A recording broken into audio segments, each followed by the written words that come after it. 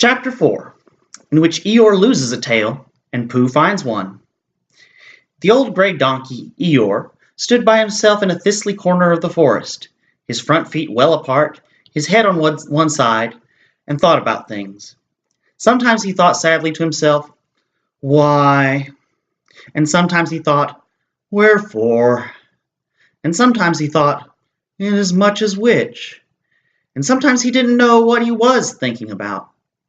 So when Winnie the Pooh came stumping along, Eeyore was very glad to be able to stop thinking for a while, in order to say, "How do you do?" in a gloomy manner to him. "And how are you?" said Winnie the Pooh. Eeyore shook his head from side to side. "Not very how," he said. "I don't seem to have felt at all how for a long time." "Dear, dear," said Pooh, "I'm sorry to hear that. Let's have a look at you." So Eeyore stood there, gazing sadly at the ground, and Winnie the Pooh walked all around him once. "Why, what's happened to your tail?" he said in surprise. "What has happened to it?" said Eeyore.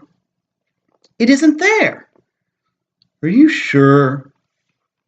"Well, either a tail is there or it isn't there. You can't make a mistake about it, and yours isn't there." "Then what is?" "Nothing." "Let's have a look," said Eeyore, and he turned slowly around to the place where his tail had been a little while ago, and then, finding that he couldn't catch it up, he turned round the other way until he came back to where he was at first.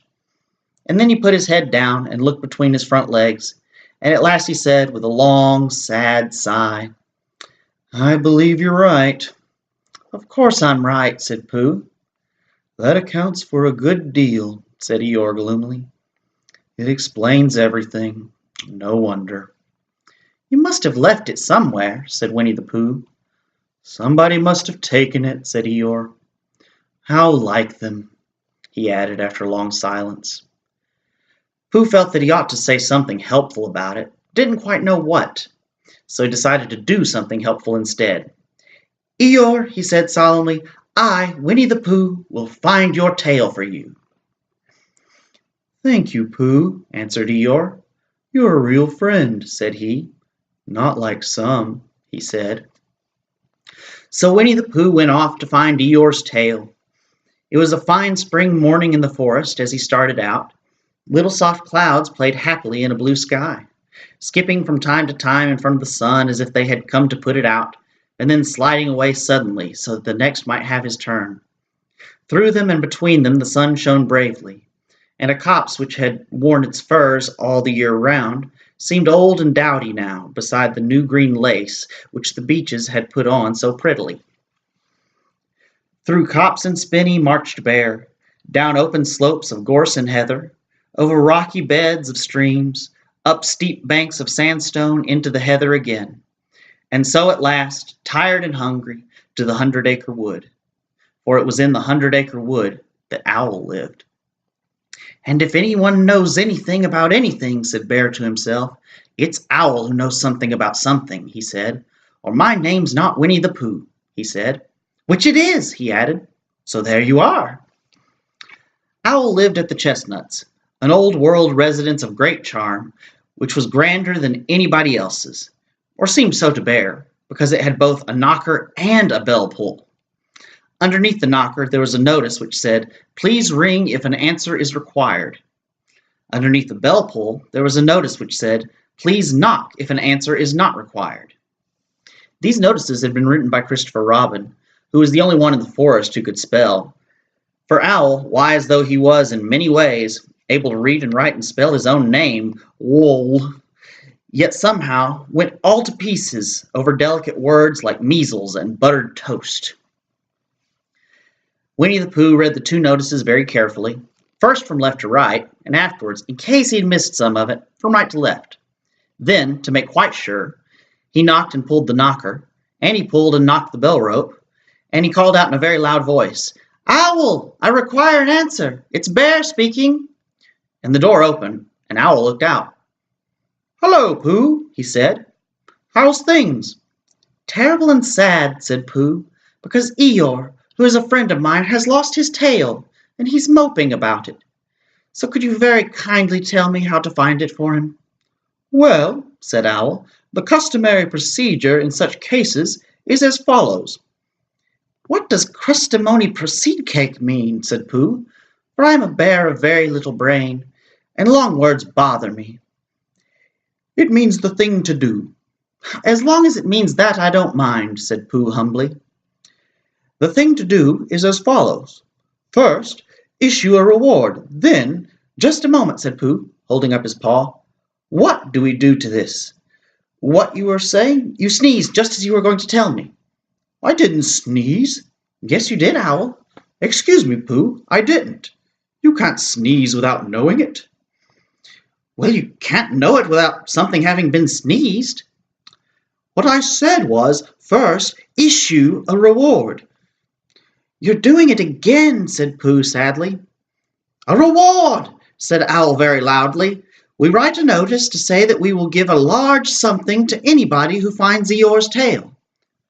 I see," said Pooh, nodding his head.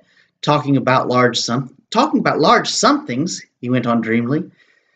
"I generally have a small something about now, about this time in the morning." And he looked wistfully at the cupboard in the corner of Owl's parlor. "Just a mouthful of condensed milk or what not, with perhaps a lick of honey." "Well, then," said Owl, "we write out this notice, and we put it up all over the forest." "A lick of honey," murmured Bear to himself. Or not, as the case may be." And he gave a deep sigh, and tried very hard to listen to what Owl was saying. But Owl went on and on, using longer and longer words, until at last he came back to where he started, and he explained that the person to write out this notice was Christopher Robin. "It was he who wrote the ones on my front door for me. Did you see them, Pooh?" For some time now, Pooh had been saying yes and no in turn, with his eyes shut, to all the Owl was saying, and having said yes, yes last time, he said no, not at all now, without really knowing what Owl was talking about. "Didn't you see them?" said Owl, a little surprised. "Come and look at them now." So they went outside, and Pooh looked at the knocker and the notice below it, and he looked at the bell rope and the notice below it. And the more he looked at the bell rope, the more he felt that he had seen something like it somewhere else, some time before. "Handsome bell rope, isn't it?" said Owl. Pooh nodded. "It reminds me of something," he said, "but I can't think what. Where did you get it?" "I just came across it in the forest. It was hanging over a bush, and I thought at first somebody lived there, so I rang it, and nothing happened. And then I rang it again very loudly, and it came off in my hand. And as nobody seemed to want it, I took it home. And, Owl," said Pooh solemnly, "you made a mistake. Somebody did want it." "Who?" "Eeyore, my dear friend Eeyore. He was fond of it." "Fond of it?" "Attached to it," said Winnie the Pooh sadly. So with these words he unhooked it and carried it back to Eeyore, and when Christopher Robin had nailed it on in its right place again, Eeyore frisked about the forest, waving his tail so happily that Winnie the Pooh came over all funny, and had to hurry home for a little snack of something to sustain him. And, wiping his mouth half an hour afterwards, he sang to himself proudly, "Who found the tail? I," said Pooh, "at 1:45. Only it was 1:45, really. "I found the tail.